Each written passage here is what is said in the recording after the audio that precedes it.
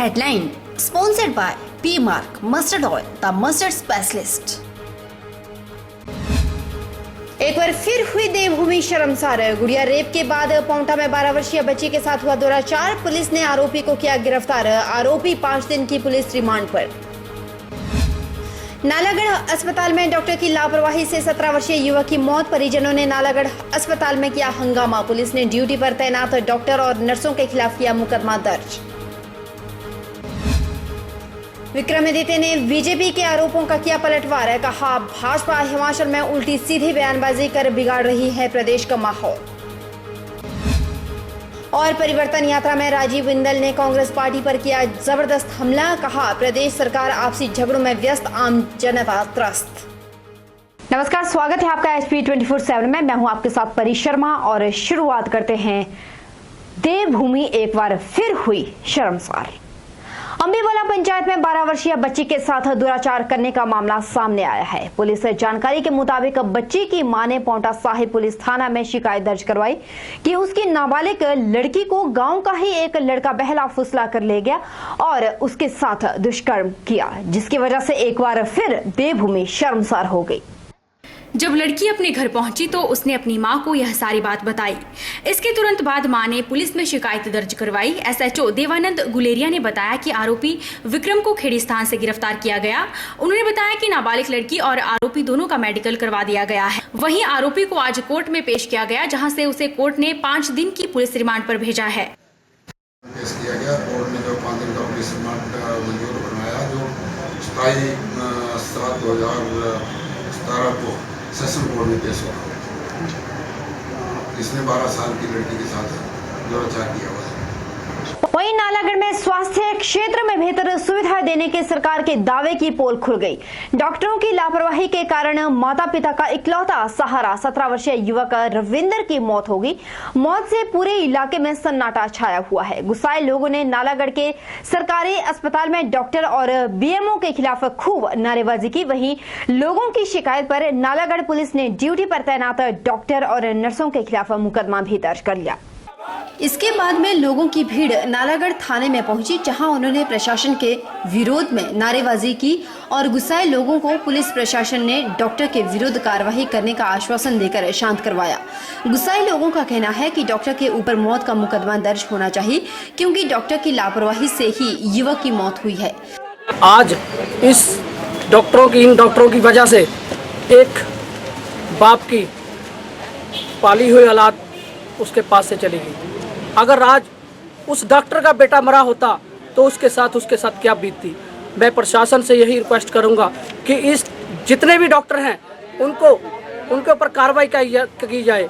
एक ही डॉक्टर का मतलब नहीं है कि एक डॉक्टर वहाँ पे नहीं था तो ऐसा हुआ। सभी जितने भी डॉक्टर हैं, जितने भी सरकारी मुलाजिम हैं, उन सभी के खिलाफ ये कार्रवाई होनी चाहिए, ताकि आगे के लिए किसी की बच्चे की जान ना जाए और कोई बाप बिन औलाद ना रहे। नरेंद्र कुमार ने कहा कि नालागढ़ के सरकारी अस्पताल में वैसे तो डॉक्टरों की कमी काफी अरसे से चली आ रही है, जिसके बारे में स्थानीय लोगों ने और संस्थाओं ने मुख्यमंत्री और केंद्रीय स्वास्थ्य मंत्री JP नड्डा के संज्ञान में कई बार इस मुद्दे को लाया गया था। बावजूद इसके कोई भी कार्रवाई अमल में नहीं लाई गई। और परिजन पूरे अस्पताल के चक्कर लगाते रहे, यहाँ पे कोई भी डॉक्टर नहीं मिला, BMO यहाँ पर नहीं था और यहाँ नालागढ़ अस्पताल के बहुत ही बुरे हालात है। ठीक है, और वो जो रविंदर कुमार का लड़का, वो अपने बाप का इकलौता बेटा था, जिसकी मौत हो गई यहाँ पे। ठीक है, और नालागढ़ अस्पताल में यहाँ पे डॉक्टरों की बहुत कमी है।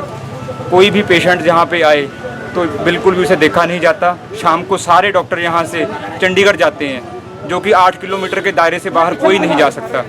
यहाँ पे ये हालात है कि सभी डॉक्टर, सभी डिपार्टमेंट्स जितने भी है 8 किलोमीटर के एरिया के बाहर कैसे जाते हैं। मैं पूछना चाहता हूँ एडमिनिस्ट्रेशन को, मैं पूछना चाहता हूँ सरकार को कि ये लोग कैसे जा रहे हैं बाहर।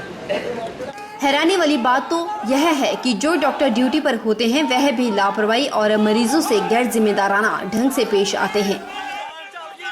बहुचर्चित गुड़िया रेप हत्याकांड मामले को लेकर कांग्रेस पार्टी के नुमाइंदे बीजेपी के आरोपों का जवाब देते हुए नजर आ रहे हैं।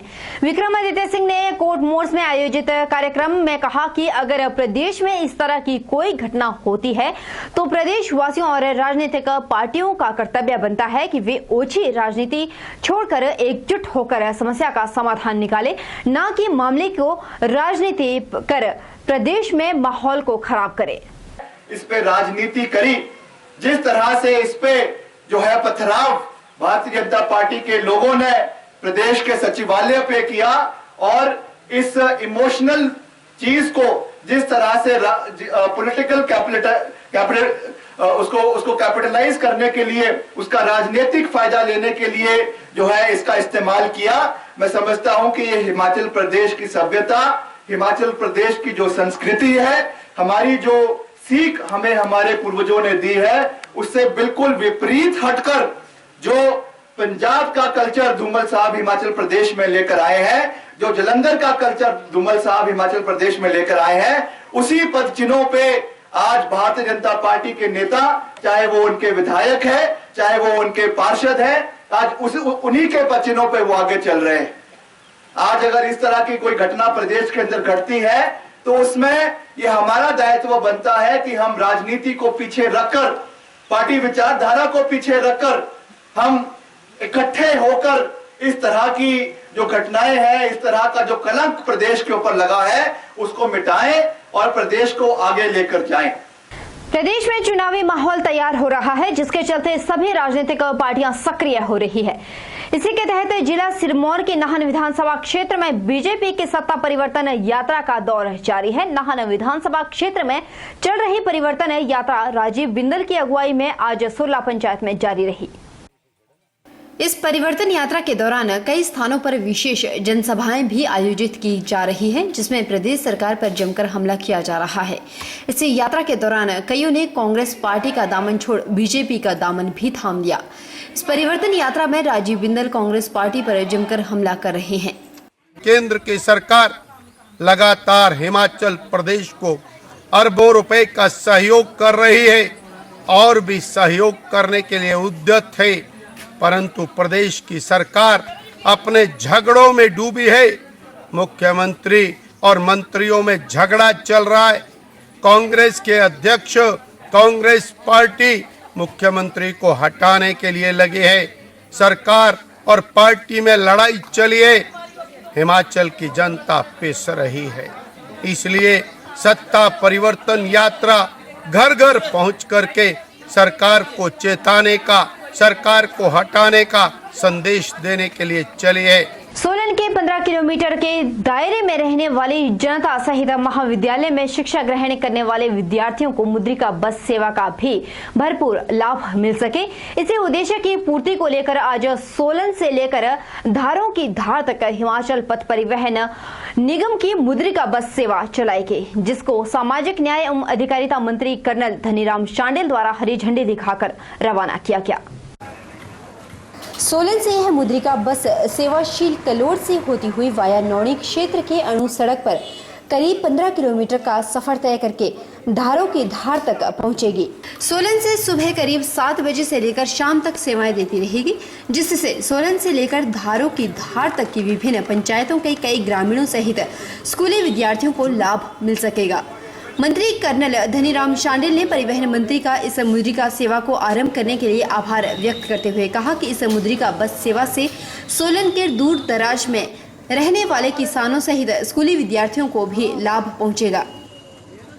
मैं इसके लिए जहां अपने परिवहन मंत्री जी को बहुत बहुत बधाई देता हूं, या आरएम साहब को बधाई देता हूं, और मैं आशा करता हूं कि ये बिल्कुल ठीक ठाक चलती रहेगी। हमारी सरकार की ये प्राथमिकता रही है कि खासकर गांव के क्षेत्रों को जोड़ा जाए और उनकी सुविधा का ध्यान रखते हुए, ताकि वो उन्हें सुविधाएं प्रदान हो और वो अच्छी तरह से अपने कृषि कर सकें, यहाँ वापस विजिट कर सकें सोलन तक।